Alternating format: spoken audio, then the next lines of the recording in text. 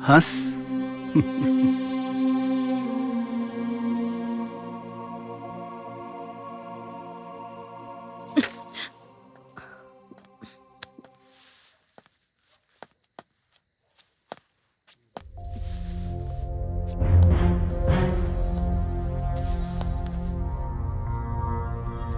अरे अरे, हे भगवान, रवा शराब पी के आयल बानी? शराब ना पियती तो जहर पी लेती। हमार तो जिंदगी बर्बाद हो गई बा। जितना भी पैसा रहे ओके मिल बनावे खातिर जमीन खरीद लेनी, बैंक से कर्ज लेके मशीन भी ले लेनी। अभी और मशीन ले आवे पड़ी तबे काम शुरू हुई और बैंक भी कर्ज देवे से मना कर दियलस। हम का करी सीता, हम का करी? आप शांत रही, रवा शराब वरब मत पी। हम बापूजी से बात करब, हम बापूजी से बात करब। बेटा तू तो जाना ताड़ू की अब खाली गांव के जमीन बाचल बा। तू चिंता मत करो, हम कुछ ना कुछ उपाय करत नहीं। ठीक बा बाबूजी।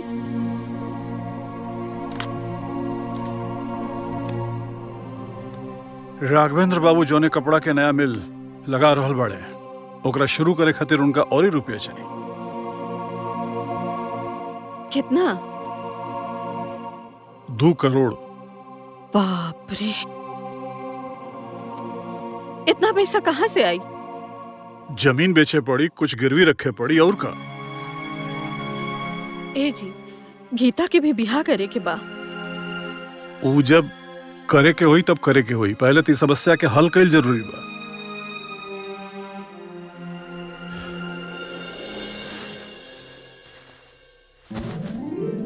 मिल के काम शुरू होते आपके एक एक पैसा लौटा दें पापा जी। तू पूरा ताकत से अपन काम शुरू करा राघवेंद्र बेटा जी। खूब तरक्की करा। हम समझता नहीं बाबूजी, आपके पैसा के इंतजाम करे में बहुत मुश्किल आयल हुई। बाकी वादा के लिए बाड़न था। अरे बेटा कोनो मुश्किल ना, माँ बाप खातिर औलाद की खुशी से बढ़कर कोनो खजाना होखे लगा। जी।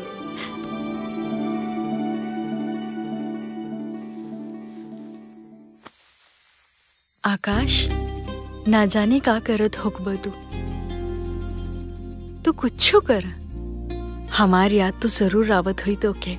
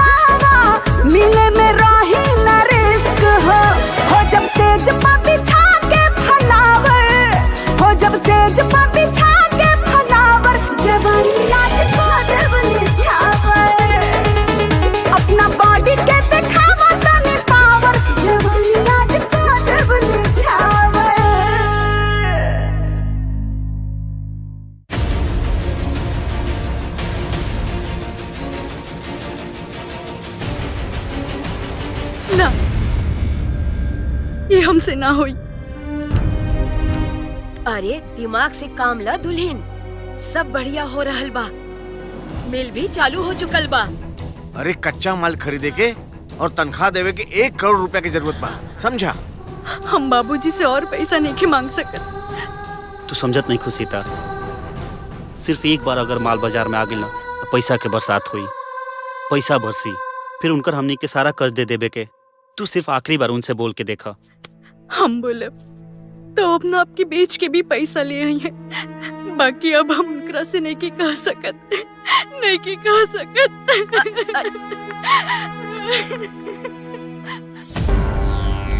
अरे हमार सब मेहनत बेकार हो जाई सीता, सब कुछ रेडी बा, सिर्फ एक बार काम शुरू हो जाए दा। काहे जिद करता नहीं रहुआ? 3.5 करोड़ रुपए तक दे चुकल बाड़े हमारे बाबूजी। इतना पैसा वो कहाँ से ले आयल हुई है, ये सोच सोच के हमार जान जाता, और वो कहता नहीं कि और मांगा। ये आखिरी फैसला बतौर।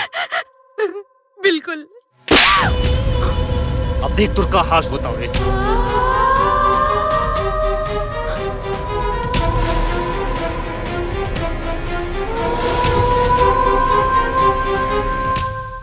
वो तो ठीक बा, लेकिन हम ई कहता नहीं कि अगर हम ये सिंगार पटारा हटावा दुल्हन, राज करे के दिन गईल। आई नौकर चाकर रखे के हैसियत हमनी के ना बा, सिर्फ हरिया रही, वो भी बाहर के काम करे खातिर, बाकी कुल घरे के काम अब तू करबो। अब वो कहता नहीं तो से कि अपने बाप के फोन कर दे। हम काम कर रहे। ले काम पे लग जो।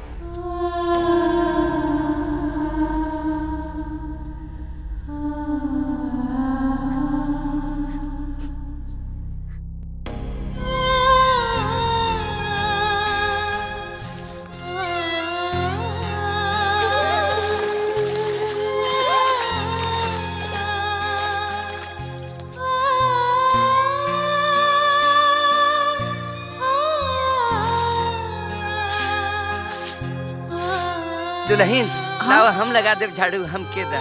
नहीं काका, हम कर ले। नहीं हम के दा। काका हम कर ले। नहीं काका। अरे दुल्हन हम लगा देव। काका छोड़ दी ना। अरिया निकल।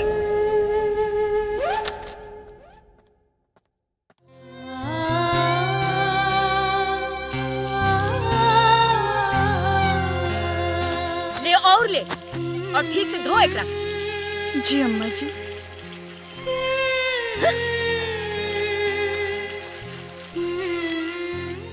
अरे कलमुही, अरे खाना कब देबी रे?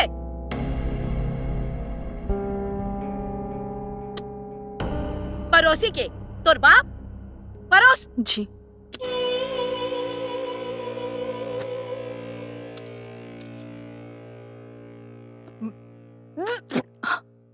अम्मा जी। अरे नमक डललू हो के जहर मारे के विचार हो?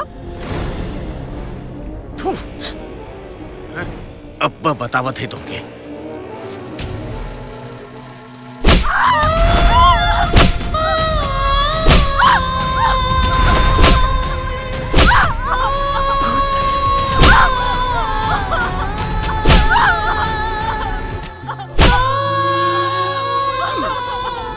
एक करोड़ और ही? आप यहाँ जल्दी आ जाएं सरकार, दुल्हन पे यहाँ बहुत जुल्म हो रहा बा, आप जल्दी से आ जाएं। वो लोग फिर पैसा मांगा ताड़े।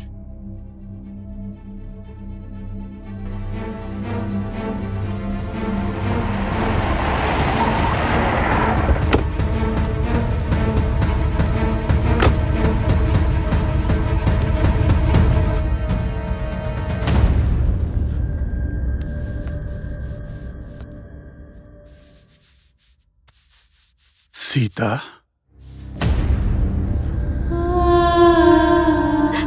अरे बाबूजी। अरे का हाल हो गिल बता, के मरलस तारा? ओ बाबूजी, हम गिर गए रहनी। अरे अरे हम ऐसे ही अपन बेटी के विदाई कैले रहनी है। अरे का हाल बना दिल बड़ा फूल जैसा हमार बेटी के। इतना भड़की मत बाबू साहब, हमने की हैसियत नहीं के घर में नौकर रखे गए, तो घर के काम दूसर के करी। ई घाव घर में काम कैला से लागल बा।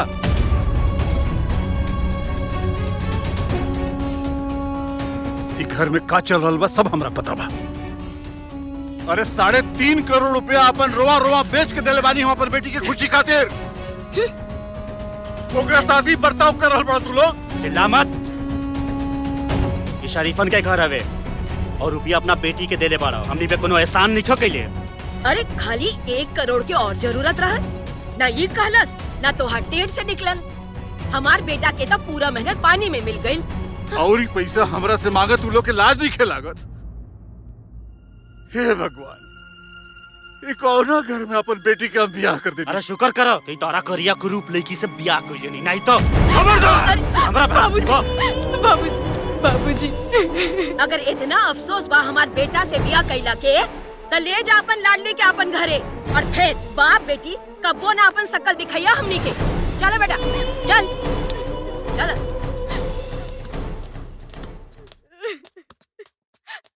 चल बेटी, अब ऐजा तोरा एक और मिनट हम रहे ना दे। चल अपना घरे। आप ये का कहता नहीं बाबूजी, अब ये हमार घर बा, ये हमार स्वर्ग, ये हमार नर्क। आप ही तो सिखौले बानी ना बाबूजी। लेकिन ये लोग के इरादा ठीक नहीं लागत बेटी। तुम्हारी कष्ट हमरा से देखल नहीं जा। अभियो कहता नहीं चल ऐसे। ना बाबूजी ना, हम अपन प्यार से, सेवा से सबके दिल जीत ले। कोशिश तो करे दी बाबूजी, कुछ दिन में सब ठीक हो जाए। आपके हमार क्रिया।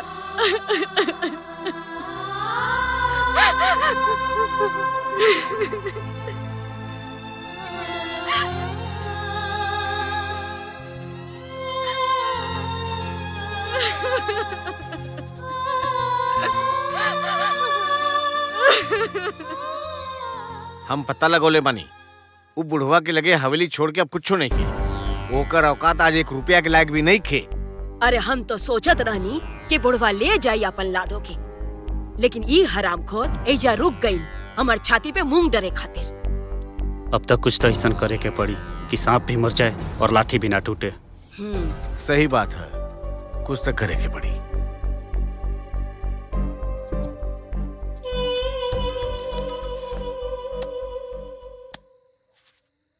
उठा सीता, चला तू अपना बिस्तर पे चला। नहीं, हमेशा ठीक बानी। बहुत हो गई सीता, तोहरा के सता के हमरा दिल पे का बीता था अब हम ही जाना था नहीं।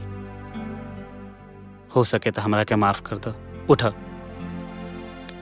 चला बैठा।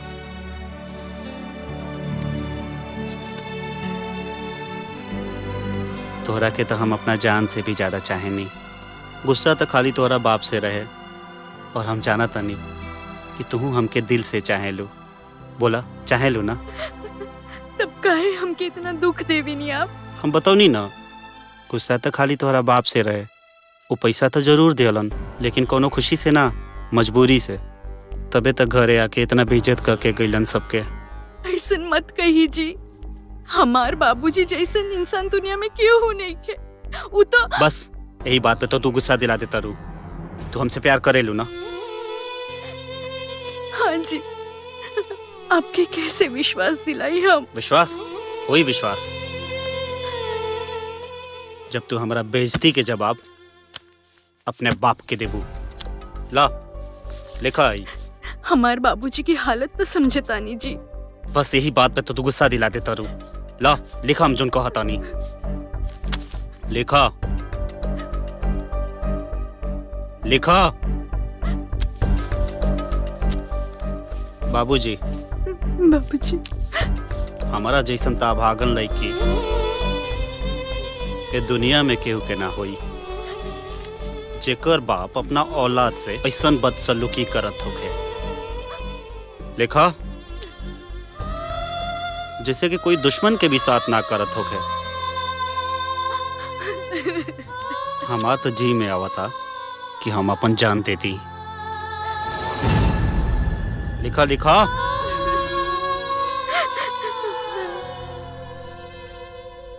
अरे हम तो ये कहत रहनी कि कोनो ना कोनो उपाय तो करे के पड़ी ना। ली पता नहीं कब का हो जाए, कैसे हो जाए। बैठा बैठा ना।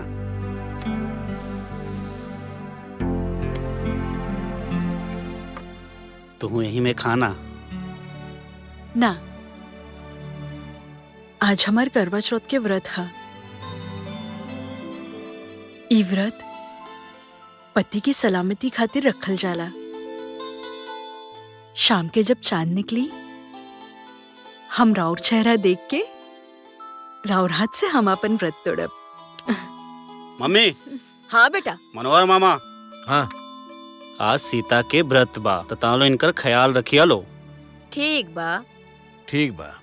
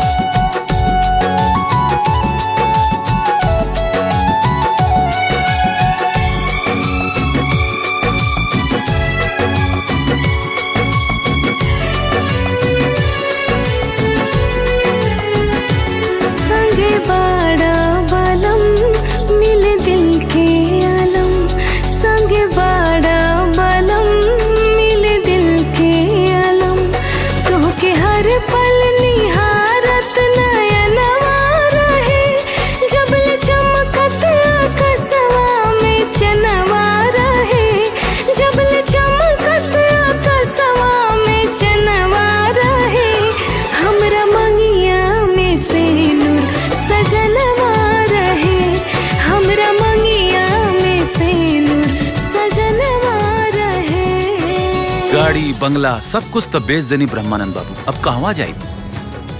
फिलहाल हमरा अपना बेटी के पास पहुंचे के बा। नमस्कार।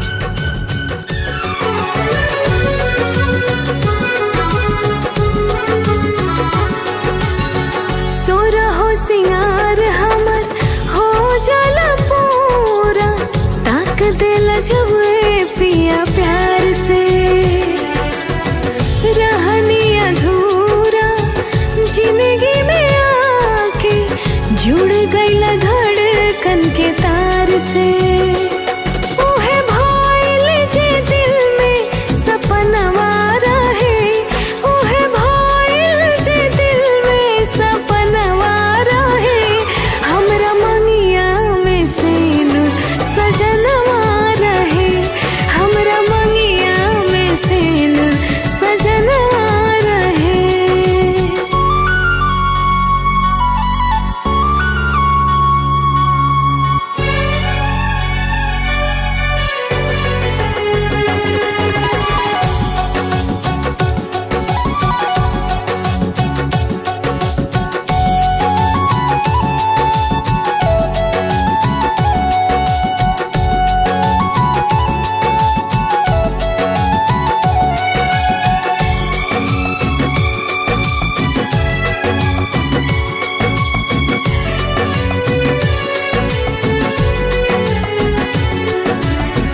रोज देवी देवता पिया जी मनाई, कबहू न छूटे तो हर साथ हो।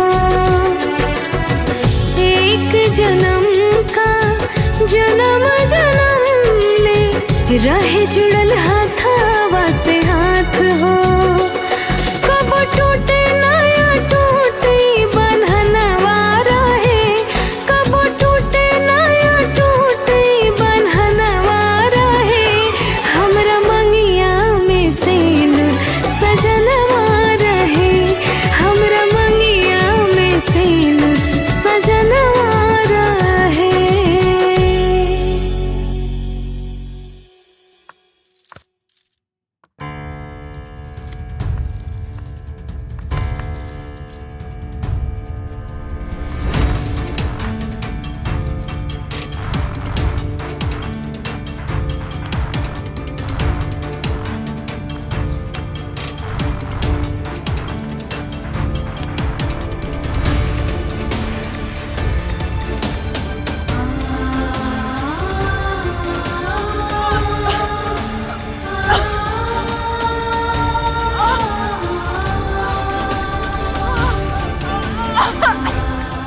अरे दादा रे दादा, दुल्हन तोहरा के जौहर दिहल गइल बा, जौहर।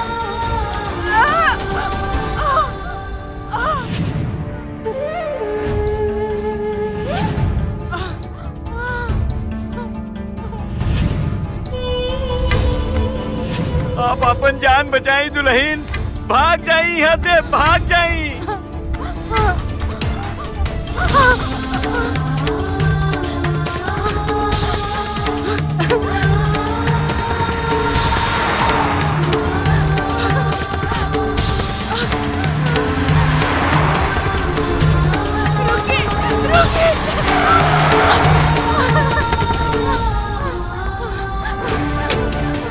दुल्हन का भाई? हमके जहर दिया गइल बा।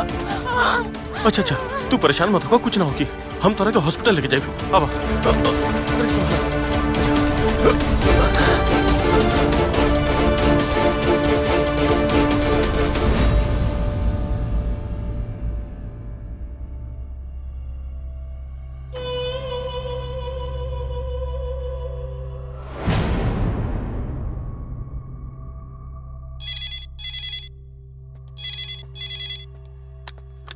हेलो, के है? जरा दीदी से बात करवा दी। हम गीता बोलतानी। गीता? तो हर दीदी ते करवा चौथ का व्रत रख ले बाड़ी। हेलो गीता, गीता हमके बचा ले गीता। हेलो, हमके मार डाली गीता। ये हमने के तो फंसा दी। Hello, hello. का भइल? राघवेंद्र, सोचा मत, ये जिंदा रही तो हम सबके फांसी पे चढ़वा दी। मामा, हम दीदी से बात करत रहनी और अचानक फोन कट गई। फोन कट गई? लागत है दीदी कोनो मुसीबत में बाड़ी।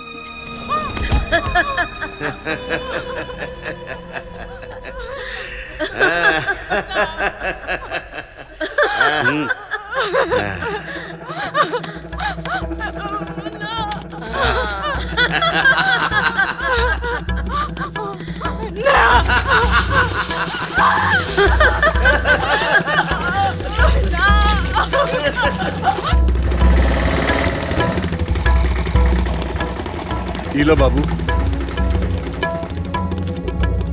सीता, सीता, सीता बेटा, अरे देखो ये रुपया हम लेके आइल बानी बेटा।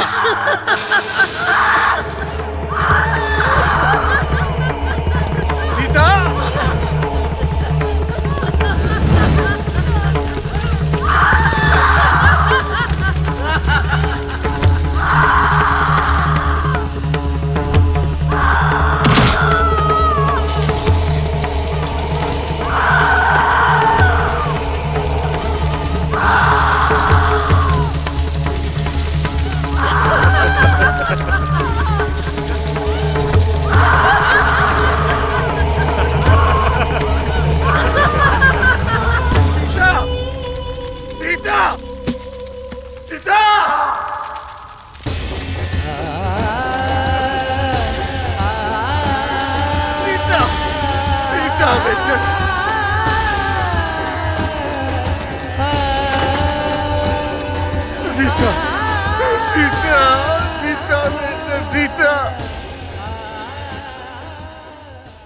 हमरा ई ना मालूम रहे कि हमरा घर में राक्षस बाड़न सन।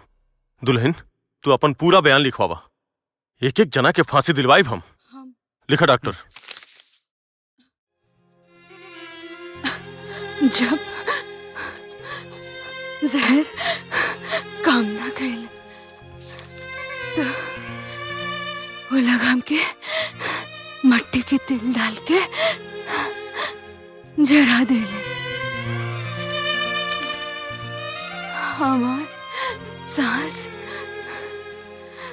पति और मामा हमके मट्टी का तेल डाल के आग लगा दे। हमके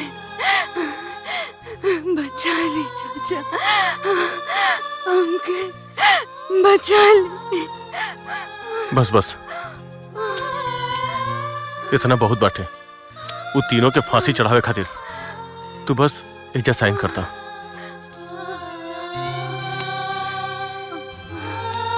हैला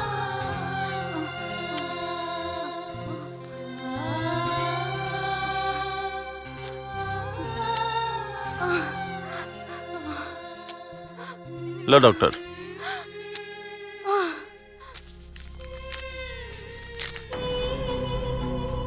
बचा ले चाचा, बचा ले। तू धरा आई। अब नया बयान लिखा कि सीता अपन किचन में खाना बनाते रही, गैस लीक हो गई और गलती से साड़ी में आग लग गई और ये जल गई।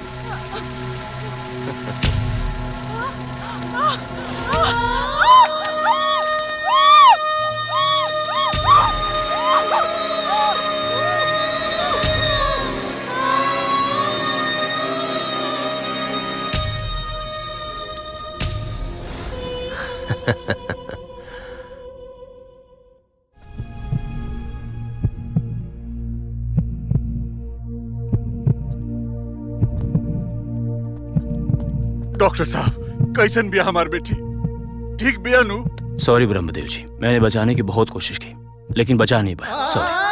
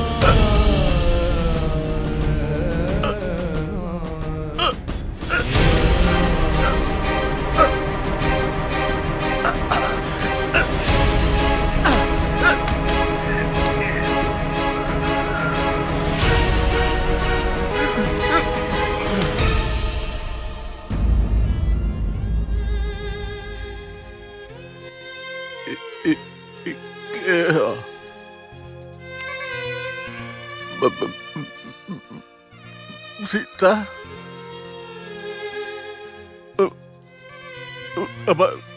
बच्ची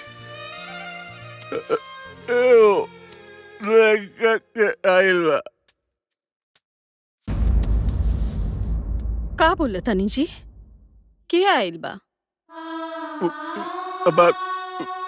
बेटी सीता आइल बिया।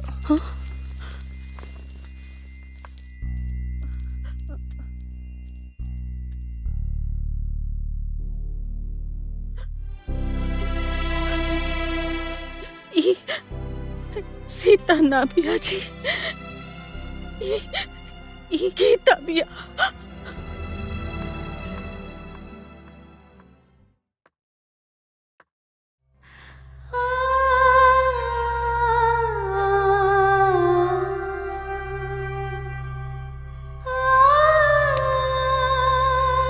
बाबूजी,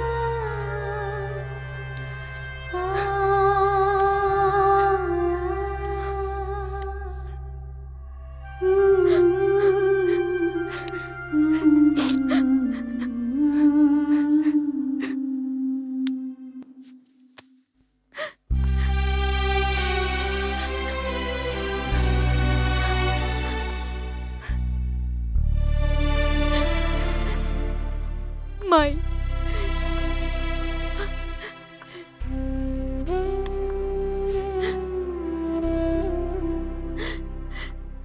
केहू के घर चले, केहू आग तापे, ई ना हो सकेला। जिंदा जलावल गई बाड़ी उमाई।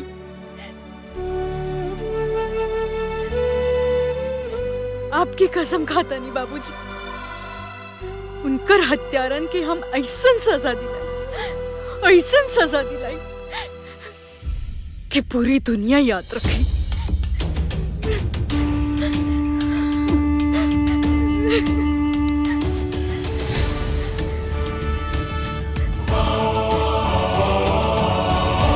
राघवेंद्र, हम आ रहल बानी। हत्यारा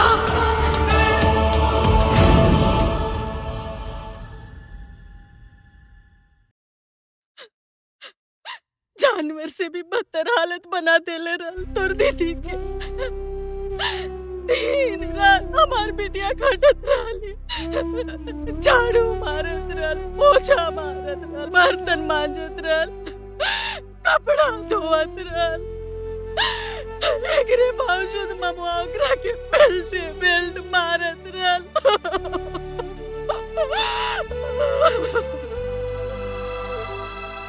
ये दस्तखत आपकी बहन का है?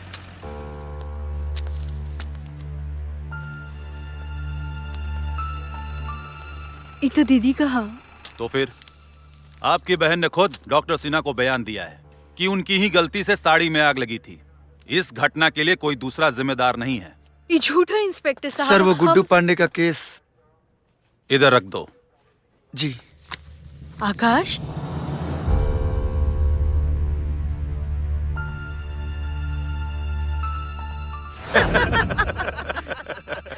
सीता के केस ना अब दुर्घटना साबित हो गई बा। अब केस हमेशा खातिर बंद। अरे वाह। तो अब तो राघवेंद्र के दूसर बिया के बाद चलावल जा सकेला। 100% चलाई, कोनो दिक्कत नहीं के। अब के रोक सकेला? अभी फिर से दूल्हा बनी। यही बात पे हमारा हाथ से मिठाई खा ली। अरे क्या बात। और रघुआ लोग खाए। जी हाँ डॉक्टर सिन्हा। अच्छा,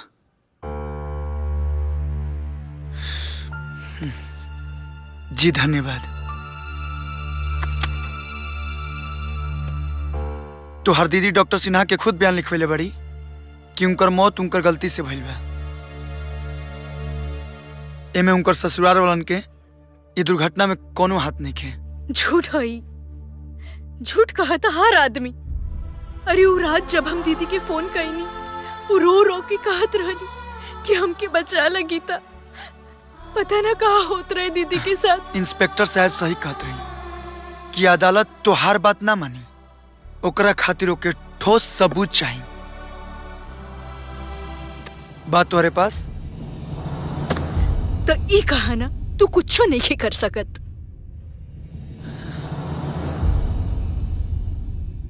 चल हमारे साथ है। कहा? इसमें कुछ नहीं हो सकता है। एक केस अदालत में पहले दिन ही खारिज हो जाएगा। एकर मतलब ही कि हमार दीदी के हत्यारन के सजा ना मिल पाई। जब तक पुख्ता सबूत और गवाह उन लोगों के खिलाफ नहीं मिल जाएगा तब तक संभव नहीं है।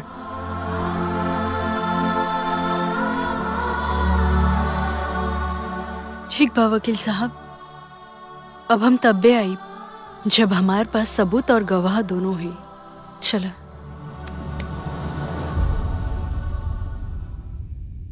मन तक करता कि उस सब हत्यारन के अपने हाथ से फांसी चढ़ा दी, लेकिन हमार हाथ कानून से बंधल बा। बिना सबूत और गवाह के हम बेबस पानी।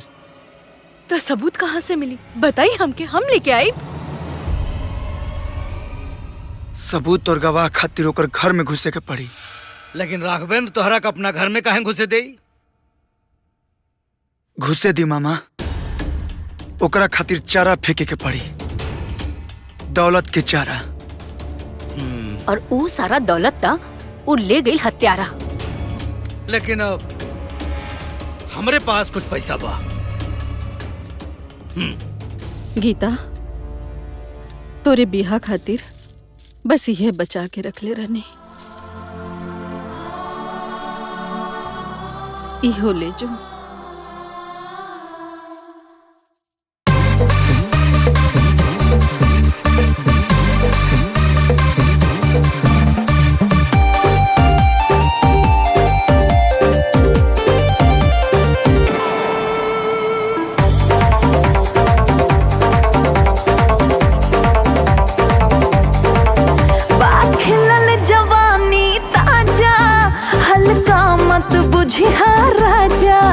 छुआ दे विस्फोट हो जाई, केहू के नहीं खे अंदाजा।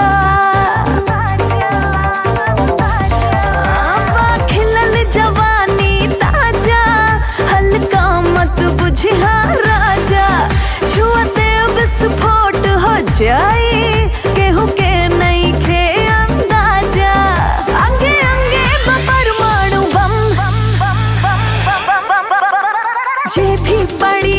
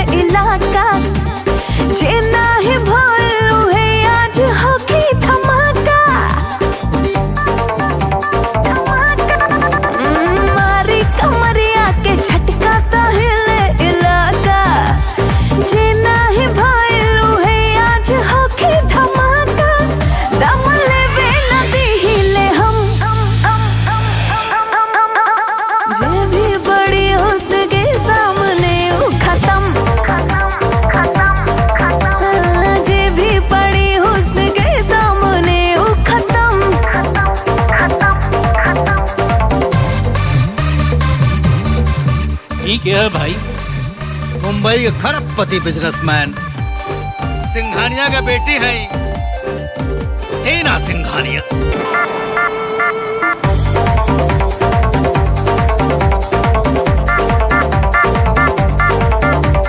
साधे निशाना दीवाना ये बन के जमाना, छुरी चले कहीं भाला चलेला रोजाना। साधे निशाना दीवाना ये बन के जमाना, छुरी चले कहीं भाला चलेला रोजाना। हाय उड़न परी से न कम, जे भी बड़ी हुस्न के सामने वो खत्म। हाँ, जे भी बड़ी हुस्न के सामने वो खत्म।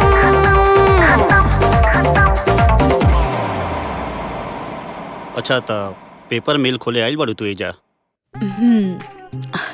पापा ये जिम्मेदारी हमके देले बाड़न, काहे कि बलिया से हमार परिवार मुंबई शिफ्ट हो गए रहे। अच्छा, यही से हम सोचा था नहीं कि इतना अच्छा भोजपुरी कैसे बोल लेता रे तू। आप एक्सक्यूज मी मैम, बाहर कुछ लोग चंदा लेवे खातिर आइल बा। ठीक बा, भेज दा।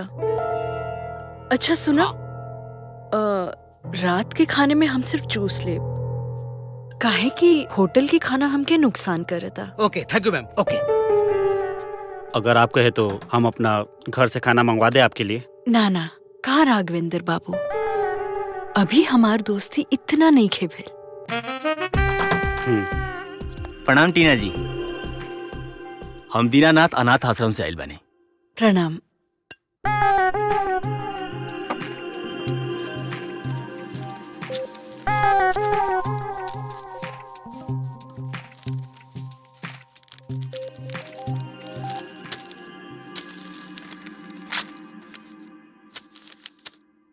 बाप रे, 11 लाख!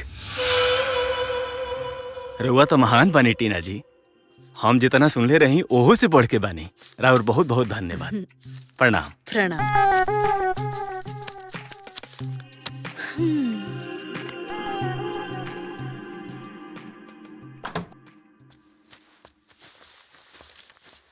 अरे आ गईला, चेक मिलल। लाओ हमके दो। दा बड़ी भारी रकम पहले हवा महाराज।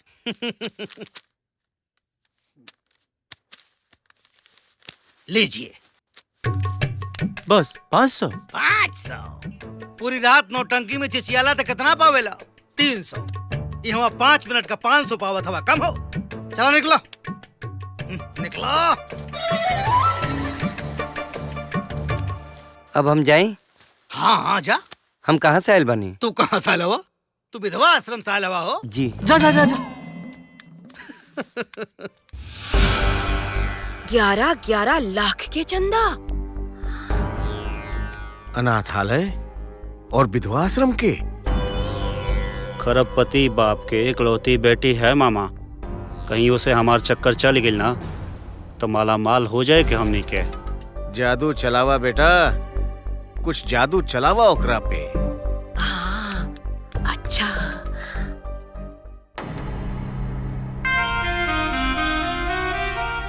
टीना, जिद मत करा और लाही जूस पिया।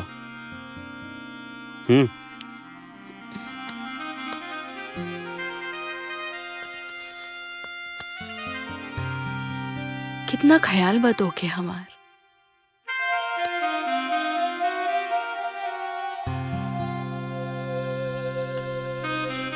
अब हमके लागता कि तोहरा घरे चली के पड़ी। हम तो कब से कह रहा बनी, चला अब बे चला। सो ब्यूटीफुल ना।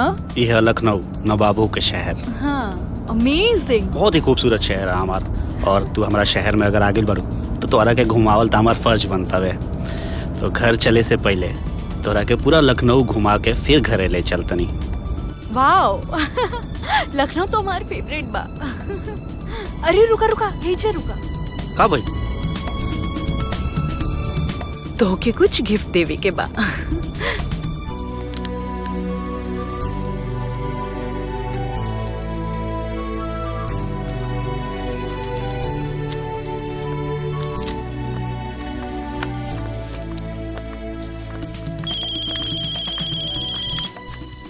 मम्मी चिड़िया फंस गई बिया, घरे लेके आवत नहीं। स्वागत के तैयारी करा लो।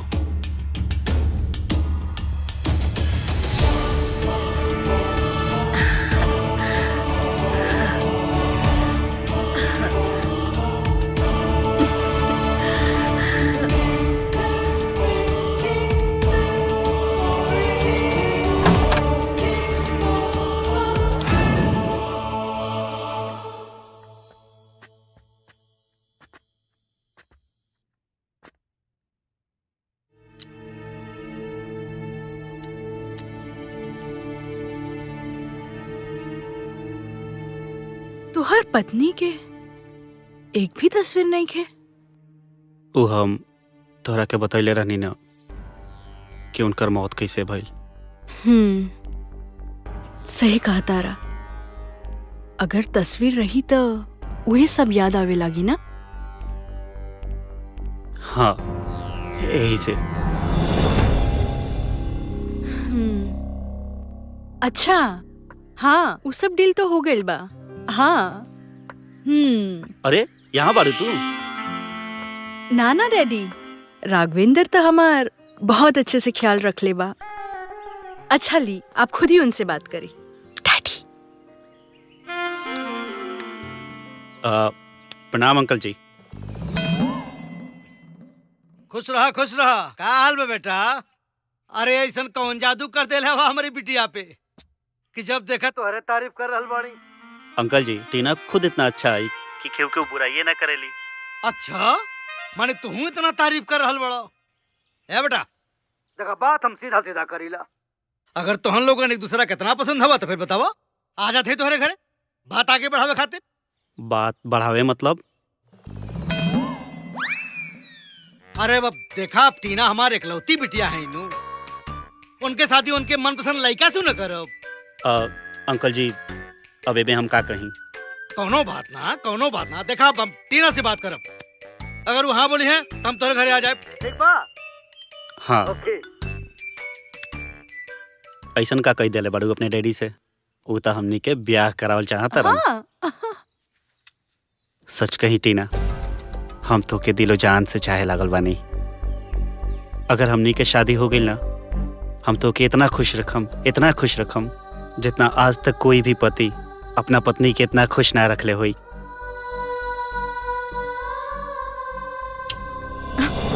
का सोचे लगलू? हम पहले से ही सोच ले बानी कि हम उहे घर में शादी करब जहाँ उ घर के सारे लोग हमारे इशारे पे नाची। का तोहार घर के लोग ये बात मानी? तू कही के तो देखा, काहे ना मानी? खाना हम बनाई, बर्तन हम माजब ना। अरे झाड़ू पोछा हम लगाई। हमरा पता रहे केहू ना मानी। मम्मी मामा अरे ना बिटिया, तू जौन कहबो हमनी के उहे करब। अरे तोहार कपड़ा, तोहार संडील, तोहार कमरा सब चमाचम कह के रखब, सब साफ कह के रखब। अब तो बियाह करबू ना हमरे राघवेंद्र से। आई शाबाश मामू। अभिहन कटहर गाछे पर बा, अभिने से तिल लगावे लगला होछे पर। पहले काम करके दिखावा। चला हो जा शुरू।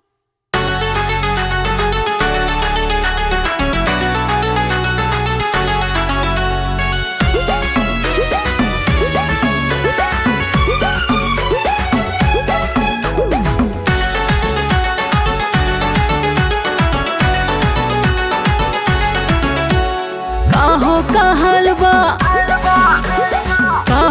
हलवा सजल सुजल जिंदगी में कैसन बवाल बा।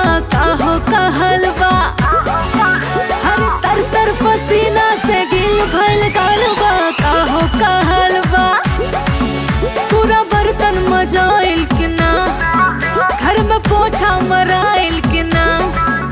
अरे चेहरा तो गिरल जैसे मुर्गा हलाल बा। काहो का हलवा सजल सुजल जिंदगी में कैसन बवाल बा।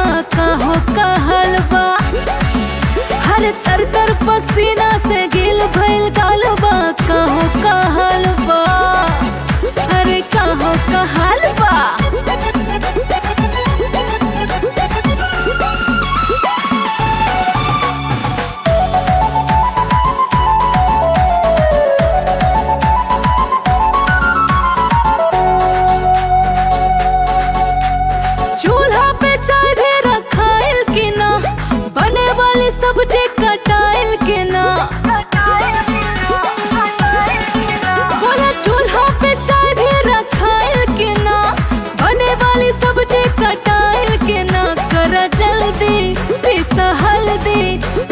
तनिको केहू के सुसताए के बा नाही सुसती चाहे फुरती काम करे के टाइम ना खाए के बा हबर हबर हफरेला हफनी कमाल बा काहो कहल बा अरे तर तर पसीना से गिल भइल गाल बा काहो कहल बा काहो कहल बा काहो कहल बा।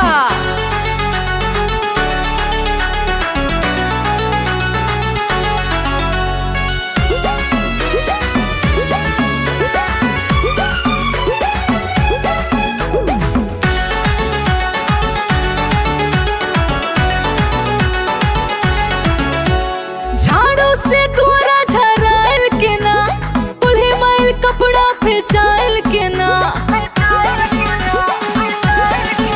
हाँ झाड़ू से दूरा झराइल के ना उल्हे माइल कपड़ा फेंचाइल के ना जनी बैठा चला उठा सारा काम भी घरवा में परल बा कह रहला नाही देखला देखा कुकर के दाल काहे जरल बा काहे दुनू आँख तोहर भइल लाल लाल बा कहो कहल बा हरे तर तर पसीना से गिल भइल गाल बा कहो कहल बा कहो कहल बा कहो कहल बा। आज दूधे में पानी ज्यादा मिलेले बड़ा का? अरे नहीं भैया। तू लोग कितनो बोलला दूधे में पानी मिलेले बगैर बाज नहीं आई बा। हरिया जी मालिक।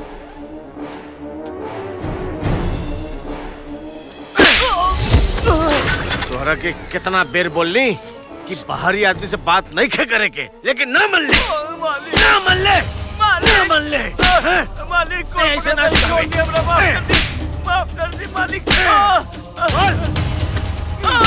मालिक बेल्ट से मारे में तो की बड़ा मजा आवेला ना। ले आज तू मार खा।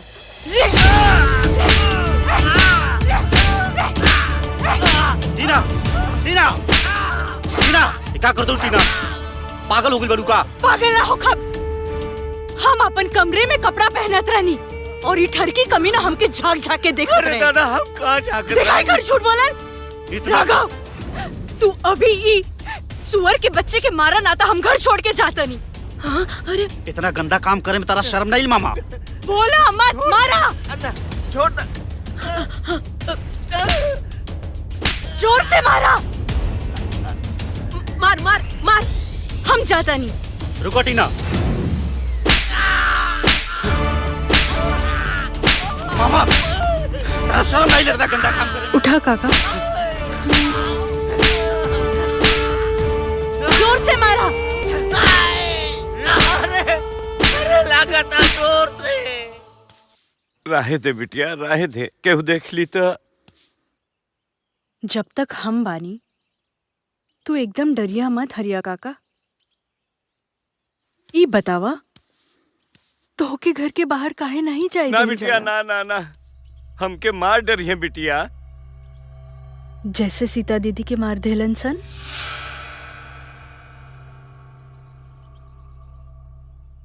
तोहरा कैसे मालूम बिटिया? ध्यान से देखी हमके काका, सीता हमार बड़ बहन रही।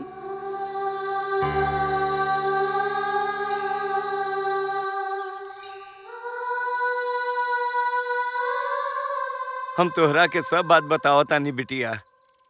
उ दिन दुल्हन के करवा चौथ रहल।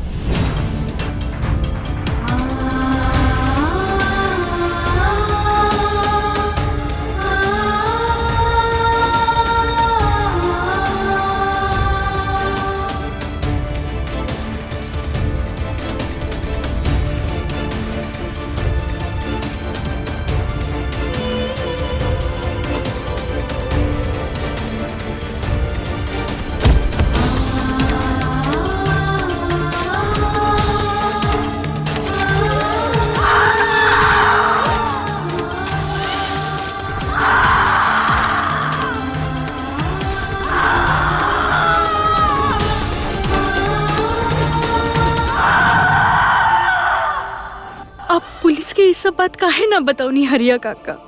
हम पुलिस तक पहुंच पाई बिटिया तब बताई ना। अच्छा आप एक काम करें, आप टेलीफोन के पास ही खड़ा रहा। जब फोन की घंटी बाजी आप फोन उठा के पुलिस के सब बता दिया। ठीक नो काका? ठीक है बिटिया।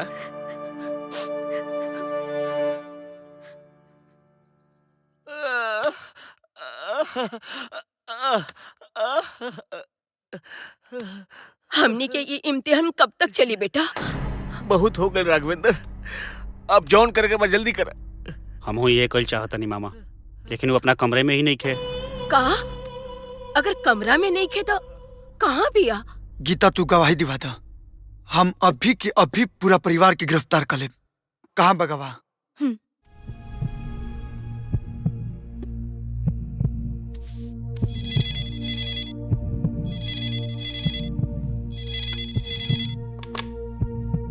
हेलो, के बोलत बा? हरिया काका, हम गीता बोले तानी। अच्छा, वो दिन जवन तू हमके कहत रहला वो सब तू इंस्पेक्टर साहब के बता दा। तो ठीक बा, दरोगा साहब के फोन दा। हाँ हाँ हाँ, ला। हाँ, का भेल रे सीता के साथे? सीता दुल्हन के ऊ लोग।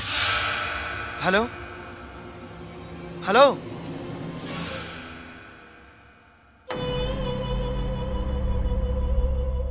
हेलो।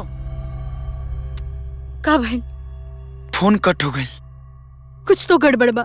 आकाश, तू फौरन वही जा पहुंचा। हाँ। साले पुलिस को फोन करते रहे तू। हाँ? पुलिस की बती दे, पुलिस की बती बे तू।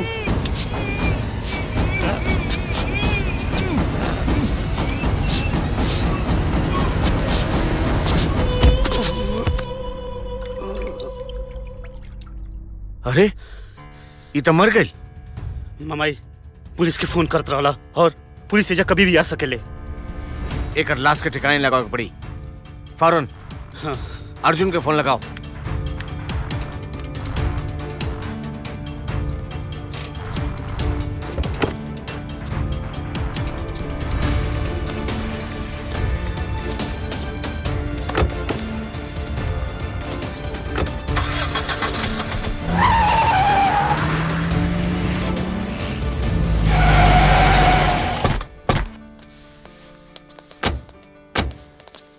केकरा से मिले के बा?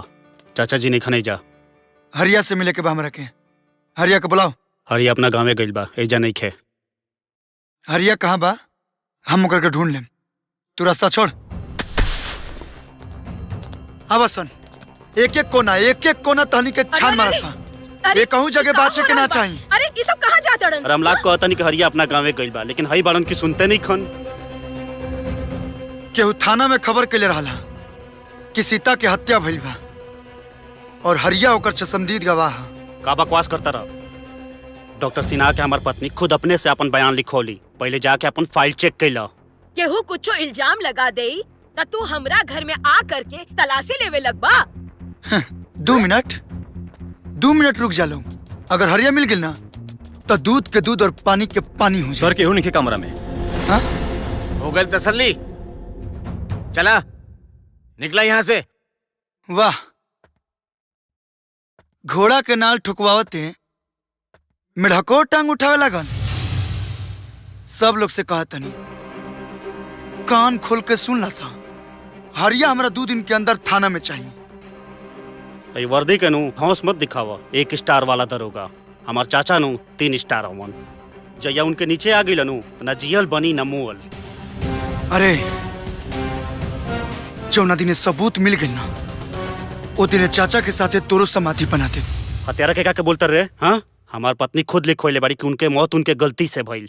वैसने गलती तू मत कर दिया राघवेंद्र बाबू, नहीं तो तू मौत के घाट उतर जीवा।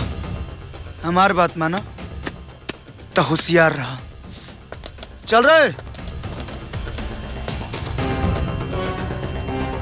अभी बंद केस के खुलवावत आवे। एगो गवाह रहे, वो गायब बा। सरवा हत्यारा पुलिस के धौंस ते तड़ासन। वर्दी पहिर के हम सीता दीदी के इंसाफ नहीं की दिवा पावत। लानत बा हमरा ऊपर। कुछ तो रास्ता हुई आकाश। पूरा के पूरा परिवार सातिर बा।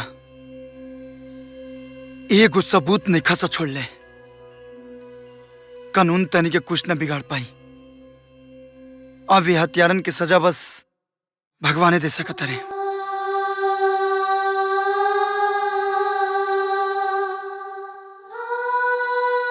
हाँ, एगो रास्ता बा और एगो आखिरी उम्मीद के डॉक्टर सिन्हा। डॉक्टर सिन्हा अब उहे कुछ उगल सकता।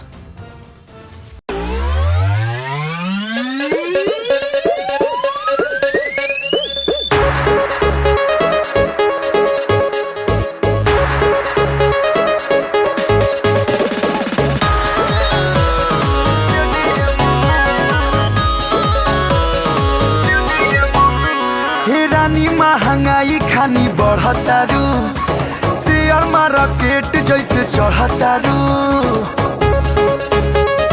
ए हो हे रानी महंगाई खानी बढ़तारू, शेयर मार्केट खानी चढ़तारू। बारू सावर ना गोर बारू मीडियम में, बारू सावर ना गोर बारू मीडियम में। हेला गहिलू तू दिल के ये स्टेडियम में, हेला गहिलू तू दिल के ये स्टेडियम में।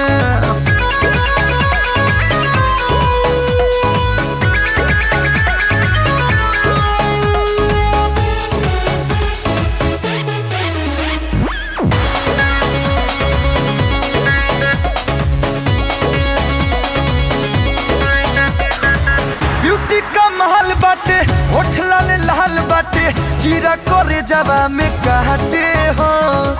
कोनो ना जोड़ बाटे, सब कुछ पे जोड़ बाटे, कमी को सर कुछ ना बाटे हो। सुना ना, ब्यूटी का महल बाटे, होठ लाल लाल बाटे, कीड़ा करे जवा में काटे हो। कोनो ना जोड़ बाटे, सब कुछ पे जोड़ बाटे, कमी कसर कुछ न बाटे हो। तू तो चमकेलू अखिया के रेडियम में, तू तो चमकेलू अखिया के रेडियम में। हेला गइलू तू दिल के स्टेडियम में, हेला गइलू तू दिल के स्टेडियम में।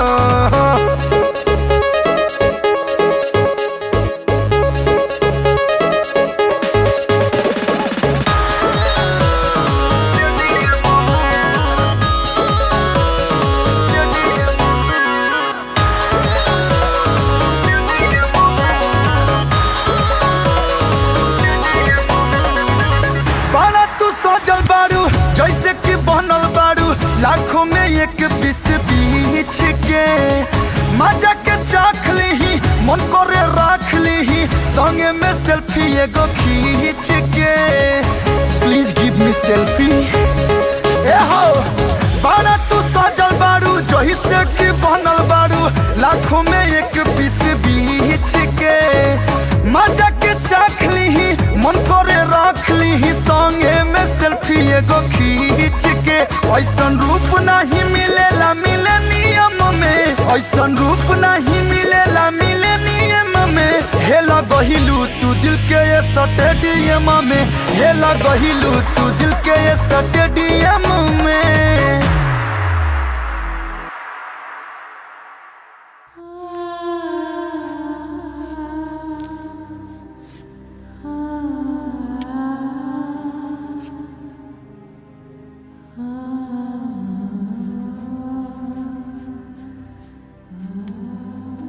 थोड़ा सा और।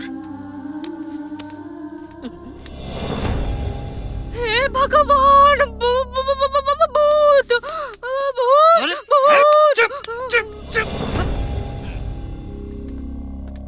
सीता, हम है माई गीता।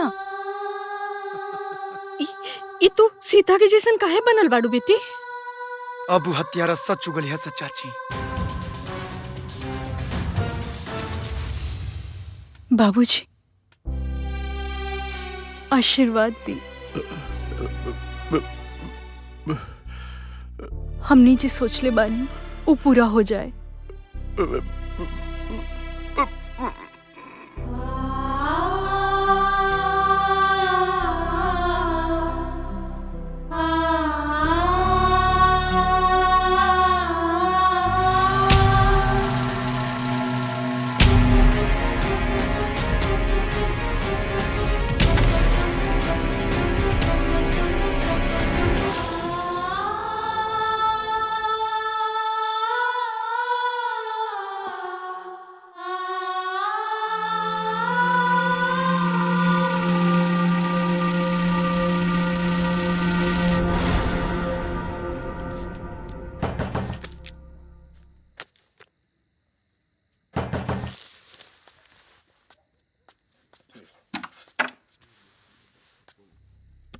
इलाज करावे के बा। अच्छा आओ, हम तोहर अच्छा इलाज कर दे। आओ आराम से।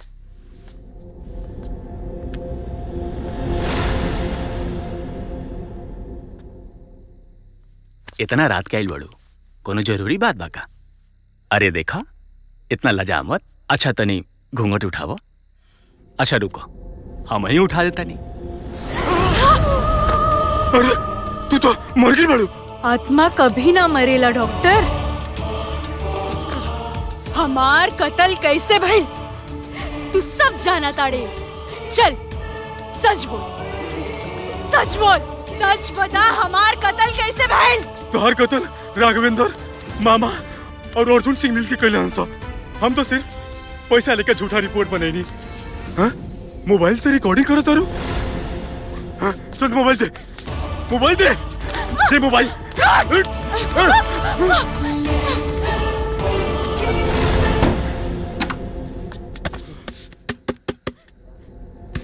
कौन? जल्दी भाग, नहीं तो हम पुलिस के फोन कर देब कि तू भूत पिचास ना हइस।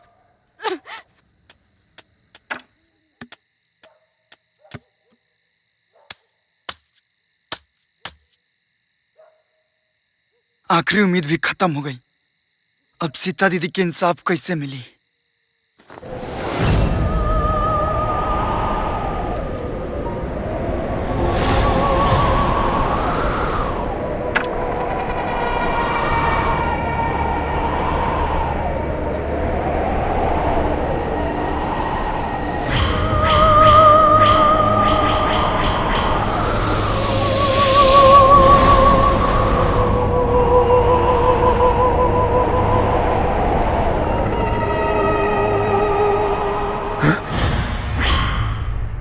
अरे अब ती कौन हइस रे? जौना पापी के दुनिया की अदालत सजा ना देवेला ओकरा के सजा देना हम। तू सीता के कत्ल में शामिल रहले और तोर सजा बा सजाए मौत।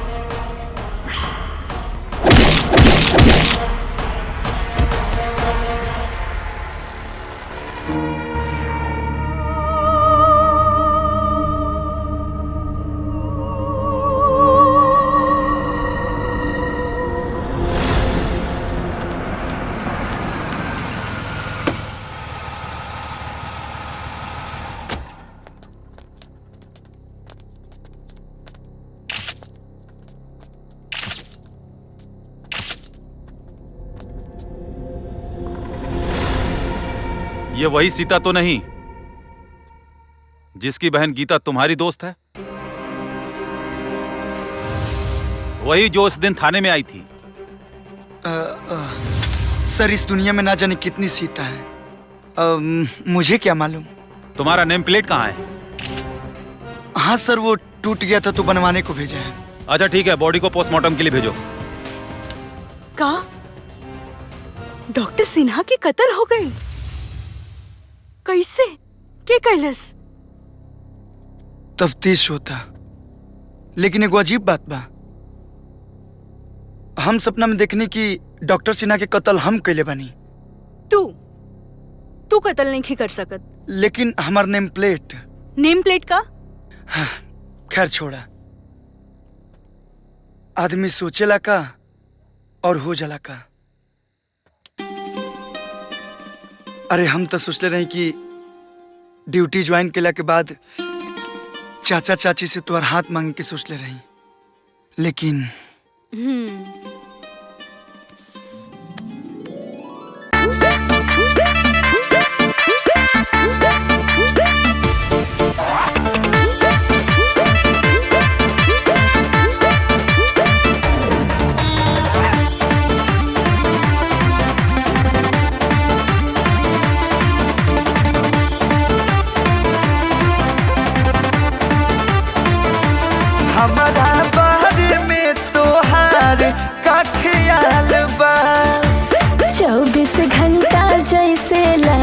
24 साल बा। अच्छा हाँ हमारा बारे में तोहार का ख्याल बा। तो 24 घंटा जैसे लागे 24 साल बा। कोहबर में खाए खातिर पूरी कप छनी है। कोहबर में खाए खातिर पूरी कप छनी है। मम्मी तो हर हम के दामाद कहिया मनी है। मम्मी तो हर हम के दामाद कहिया मनी है।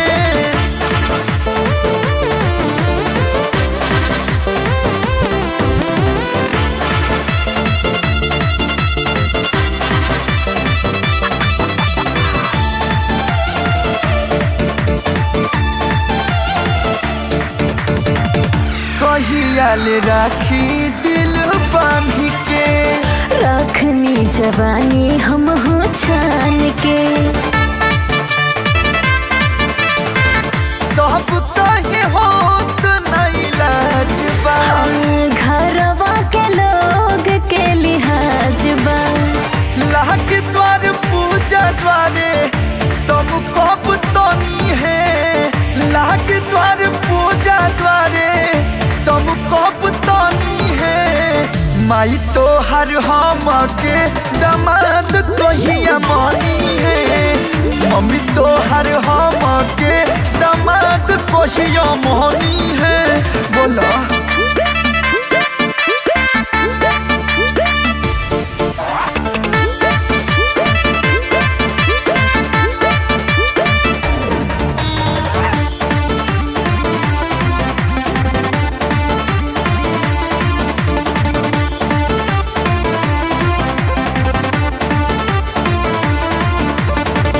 जगले जगल होखे भोर हो।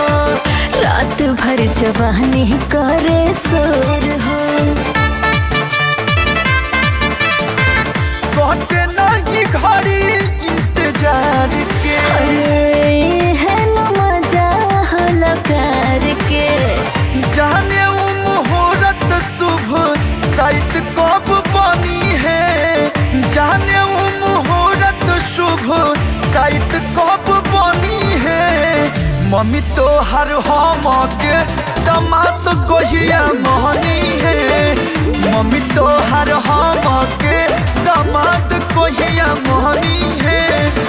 अब इंतजार नहीं क्यों। अब इतना पैसा दियल रहा तो हाँ, ये का होता?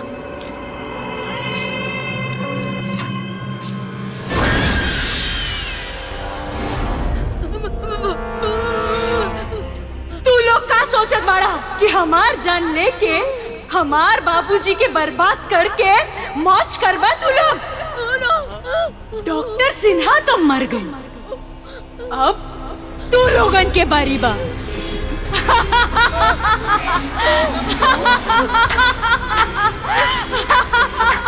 ना बचबा तू लोग।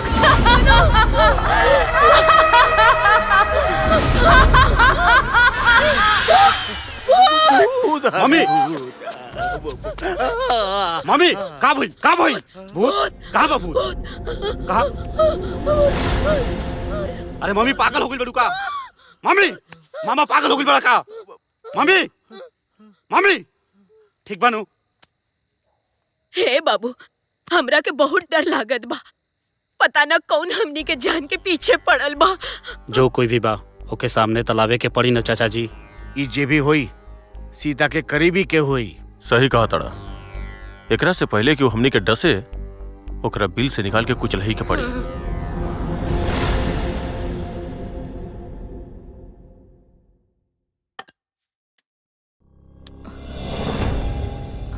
हमसे इतना दूर दूर काहे भागे लूटी ना? अभी हमके काम के टेंशन बा राघवेंद्र। और वैसे भी बुधवार के पापा आ जाइहन, ओकरा बाद हमनी की सारी दूरी खत्म हो जाई। आज ताजा सब्जी मिल गई ना? हाँ अरे अरे अरे अरे छोड़ा छोड़ा बुढ़िया के जब बचाव के बाद अर्जुन सिंह के अड्डे पे भेज दिया गीता के।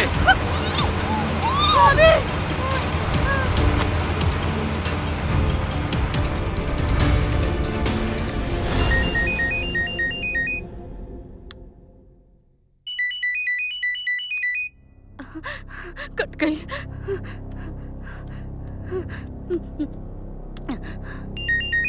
केकर फोन आवे? हाँ, उहे जमीन वाला के। आज पैसा देवे के रहे और देखा ना आज बैंक भी बंद बा। काल दे दिया। जबान जबान होला राघवेंद्र। अच्छा एगो काम करा, हम तो के ना 2 करोड़ के चेक दे देता नहीं, तू हमके 1.5 करोड़ कैश देता। 1.5 करोड़? इतना तो हो भी करी ना तोहरे पास कि हम केहू और से मांग ली। ना ना बावन हमारा पास, हम देते नहीं ना तोहरा के 1.5 करोड़।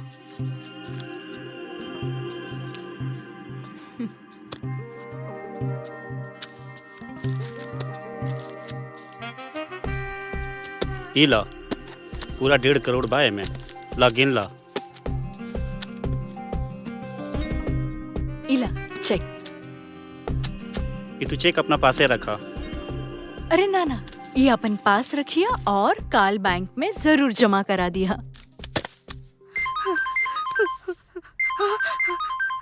गीता। हाँ मामी बोला, का बात बा? कहाँ रहलू इतना देर, कब से हम फोन मिलावत रहनी। अच्छा सुनो सुनो हमार बात, अर्जुन सिंह के हाथ में गंगा भाभी के उठा के ले गई। का? ठीक बा मामी, हम वैजा पहुंचा तानी।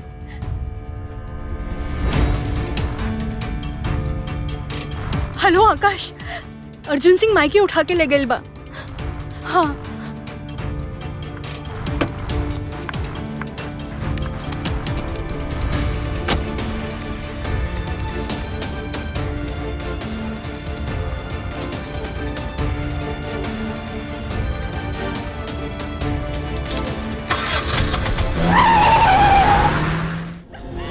देख, तू हमरा के बताओ चाहे मत बताओ, लेकिन हमरा के एक बात मालूम बाटे कि जे हमनी के संगे खेल खेलता ना, वो तोरा के बचावी यहाँ जरूर आई। ओकरा बाद देखिए हम ओकर वो हाल करब ना जो तोर बेटी सीता के कैले रहनी। कमीना, ऊपर वाले के घरे देर जरूर बा, अंधेर नहीं के। वो तोरा के कबो माफ ना करी। बुढ़िया, एगो बात बताई, तोर बेटी कैसे मुअल रहे ना, ये हम तोरा के बताओ तनी।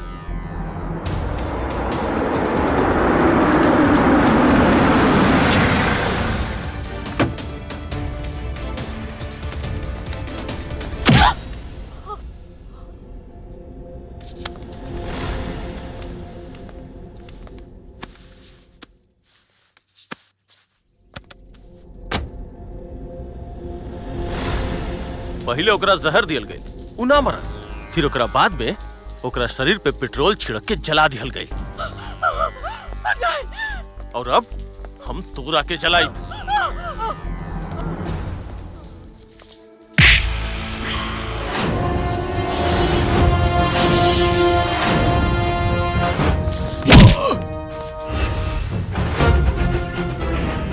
आग लगावे वाला कभी कभी वही आग में वो खुदे जर के भस्म हो जाला। अच्छा, एक सब इंस्पेक्टर होके सीनियर की आंख दिखाइबे? हम तोरा की आंख दिखावे ना, तोर आंख निकाले आइल बानी। ए, जगत का बड़ा बारह से निकल के।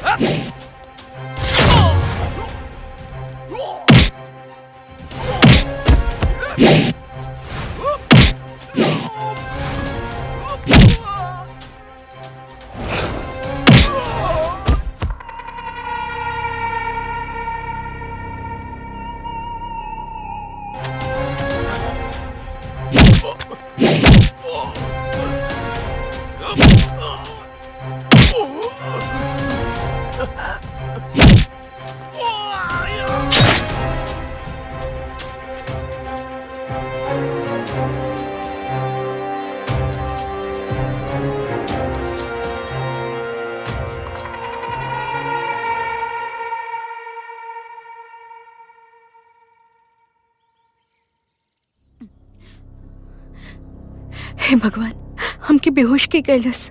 माई माई माई माई माई उठा ना माई, ये सब की कैलस माई।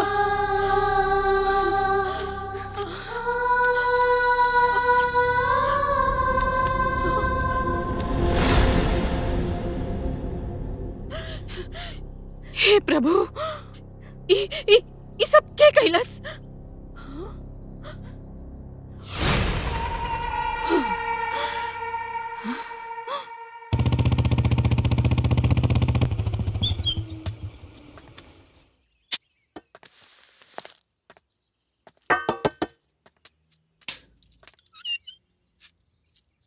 अरे आकाश बेटा, तू? चाची तू ठीक तो बाड़ू ना? हाँ बेटा, हम ठीक बानी। गजब हो गई। वो अर्जुनवा मालूम बा हमके। वैसे गीता कहाँ बाड़ी?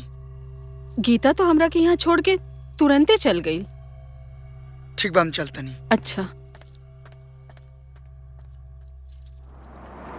हेलो, का अर्जुन चाचा के मौत कैसे? का बात करता तू? कब और कहाँ भइल? लेकिन ये भइल किसे? अनहर बड़ा का रुआ तो महान बनी टीना जी।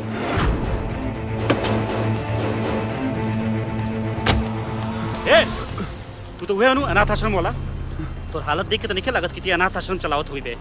हमरा के माफ कर दी साहब, हम नौटंकी में काम करेला। उ लड़की हमके 500 रुपए देले रहली रुआ सामने झूठ बोले खातिर। और वो 11 लाख के चेक? वो तो हम वापस कर देले रहनी। हमरा के माफ कर दी, हम जाता नहीं।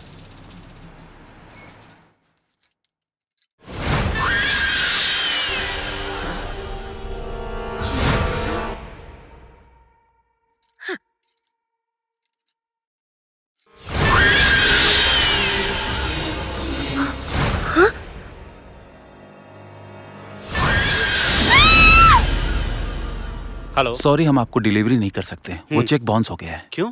क्योंकि मैडम ने इस चेक पे साइन टीना सिंघानिया के नाम से किया था, लेकिन ये अकाउंट तो गीता सिंह के नाम पे है।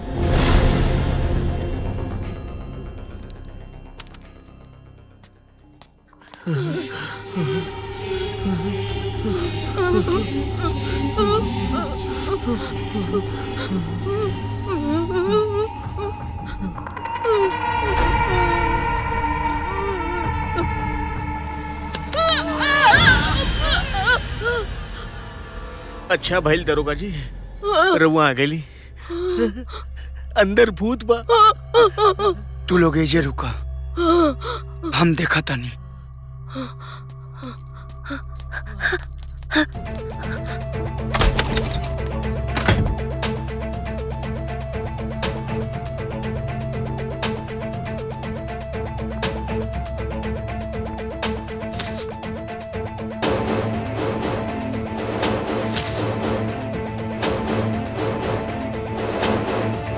ई तू का करे तारा?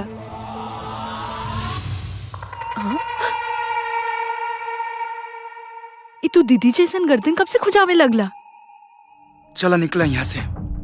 अच्छा तोरा पता बा अर्जुन सिंह? हमके सब मालूम बा, निकला यहाँ से।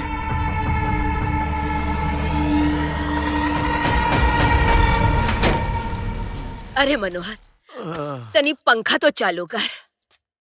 हाँ करते। अरे बाप रे।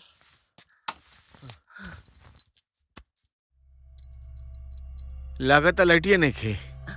अरे मेन स्विच जाके देखा। हाँ जा। अरे बाप रे बाप।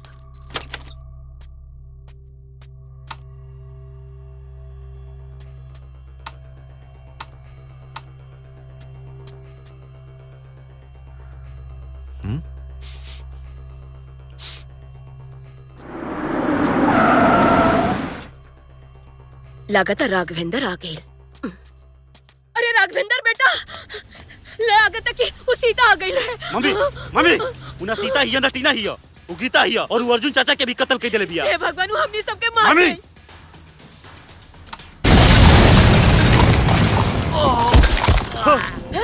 ये क्या हो गई? हे भगवान मामा मनोहर मामा हे मनोहर मामा क्या हो गइल मामा तारा कुछ ना होई हाँ, हम डॉक्टर को बुलाओ तनी अरे जल्दी मामा जल्दी मामा हॉस्पिटल ले चलो मामा हे भगवान मामा धमाका कितने बजे हुआ था? करीब 1 घंटा पहले। नहीं राघवेंद्र बाबू, आपको कोई गलत फहमी हुई है। पिछले 2 घंटे से आकाश सिंह के साथ मैं यहाँ मौजूद था, इसी थाने में। अभी अभी दोनों गए हैं। अरे आप कैसे बात करते नहीं? वो हमारे चाचा अर्जुन सिंह के भी कत्ल के लिए बिया। कमाल करते हैं राघवेंद्र बाबू, एक कमजोर सी लड़की इतने सारे गुंडों के बीच में आपके चाचा को इतनी बुरी तरह से कैसे मार सकती है?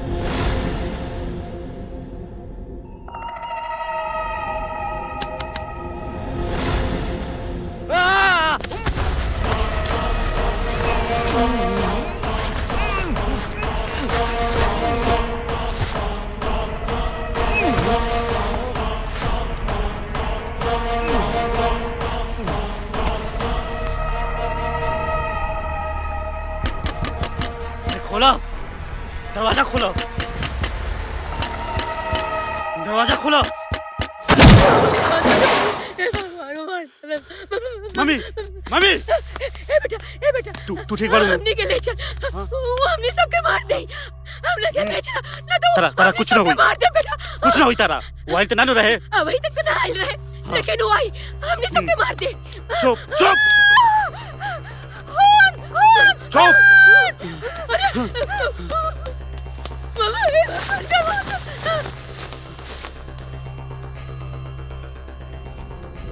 मामा मामा मामा हमनी के माफ कर दा हमनी के पूरा दुनिया के सामने अपन गुनाह कबूल कर ले। बहुत बड़ा पाप भइल हमनी से, हम लालच कहले रहनी।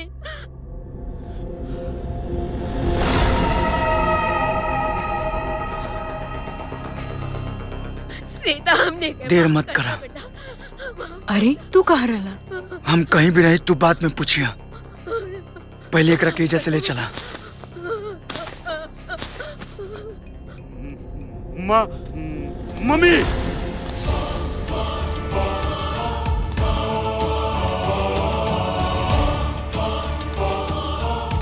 मम्मी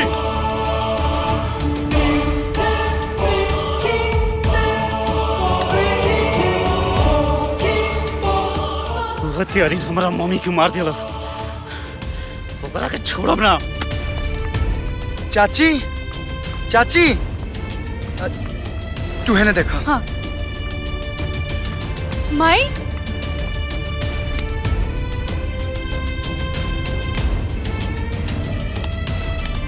माई नहीं खिलौकत। हेलो टीना सिंघानिया उर्फ गीता सिंह अगर अपना परिवार के जिंदा देखल चाहता रे नो तो डायमंड रिसोर्ट में हो रहल महिला दिवस सम्मेलन में आ जाओ।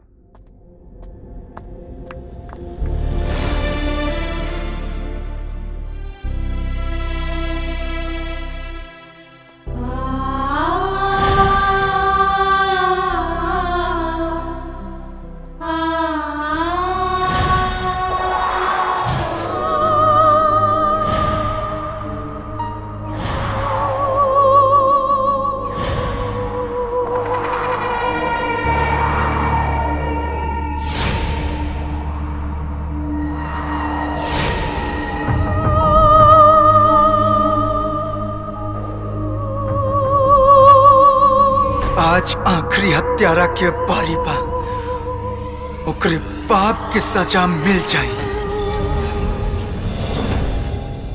हमारे देश में महिलाओं को सशक्त बनाने के लिए समाज में फैली उस राक्षसी सोच को मारना होगा जो महिलाओं के अधिकारों का हनन करती हैं, जैसे अशिक्षा, भ्रूण हत्या, घरेलू हिंसा। आप लोगों के सामने मैं अपने क्षेत्र के भूतपूर्व सांसद स्वर्गीय ठाकुर साहब के सुपुत्र श्री राघवेंद्र जी को मंच पे आमंत्रित करता हूं। एक मिनट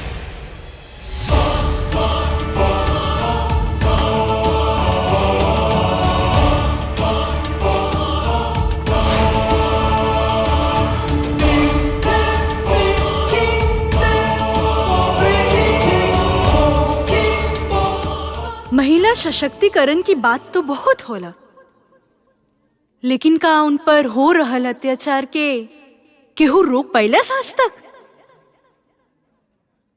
माँ बाप अपन लड़की के पढ़ावेला, लिखावेला, पालेला, पोसेला, अपन ताकत से बढ़ के ओकर बिहा करावेला। उ लड़की अपन घर परिवार छोड़ के अपना पति के परिवार के अपना ले ली, अपन सब कुछ उन पर निछावर कर देले। बाकी कुछ दहेज के लालची लोग उ लड़की पे तरह तरह से अत्याचार करेला,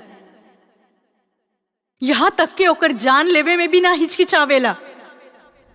एकरा से बढ़ के पाप कुछ हो सकेला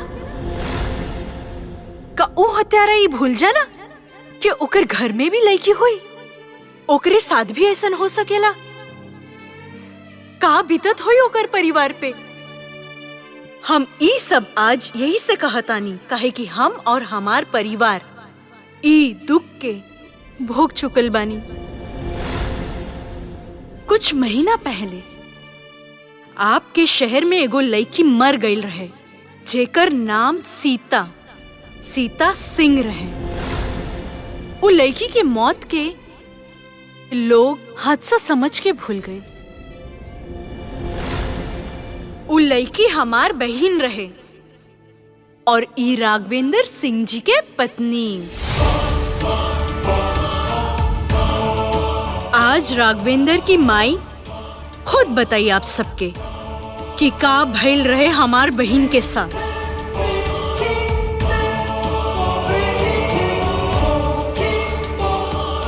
माँ, भगवान माफ करे हमनी के, बहुत बड़ पाप भइल बा हमनी से।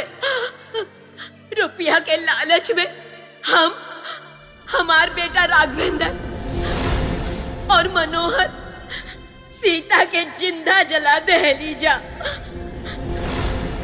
और ये पाप में डॉक्टर सिन्हा और दरोगा अर्जुन सिंह भी शामिल रहलन। भगवान हमार राघवेंद्र के माफ कर दिया। को मुंह खोल देते ही गोली मार दे। मम्मी सीधा हमने सबके मार दे। मम्मी क्या बोलता तू? पागल हो गेलू? तार दिमाग खराब हो गेलू? कुछ बोले जाता तू? और ये लड़की तरफ कौन जादू टोना कह देले बिया? हमारा पत्नी के मौत एगो हादसा रहे और ये पूरा शहर जाना तावे, और आप सब देखते बानी कि हमारा मम्मी के दिमागी हालत ठीक नहीं थे, यही से ही कुछ भी बोल रहल बाड़ी। वही के फायदा उठा के लड़की हमनी के बदनाम करे के कोशिश कर रहल बिया और हमरा से पैसा उठल चाहत दिया। चल। तोरा पूरा परिवार की इज्जत ढेर कई देम, बुझले? नहीं तो चुपचाप निकल जाई जैसे। ओए, जब हाथ में बंदूक होखे ना तब बंदूक चलावे के चाहिए, जुबान ना।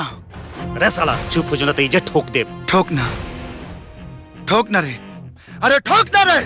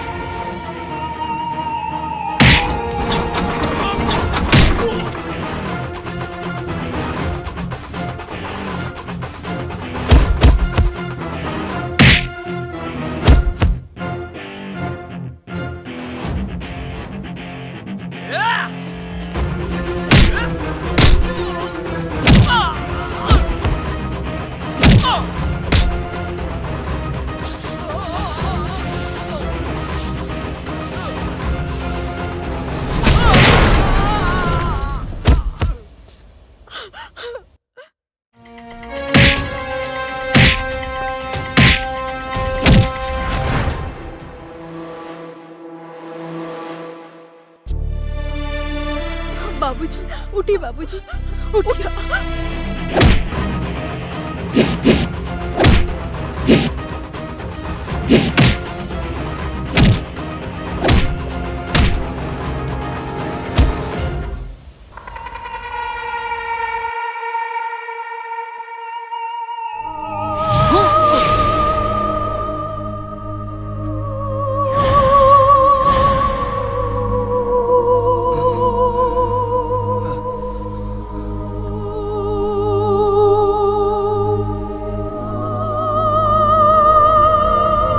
सीता दीदी,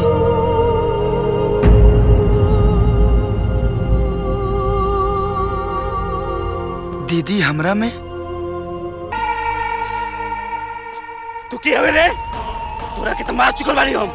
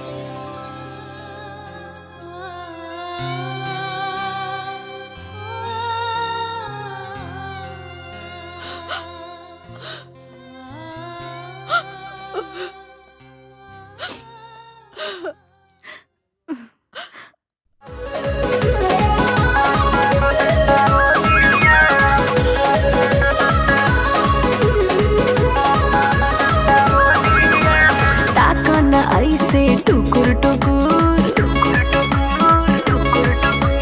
करे लजियरा धुकुर धुकुर। अरे ताका ना ऐसे टुकुर टुकुर करे लजियरा धुकुर धुकुर। हमसे करा नहीं राजा जी ठिठोलिया। जब बोले लो तू कोयली जस बोलिया, जब बोले लो तू कोयली जस बोलिया, चलेला दिल पे धाए धाए गोलिया। बोले लो तू कोयली जस बोलिया, चलेला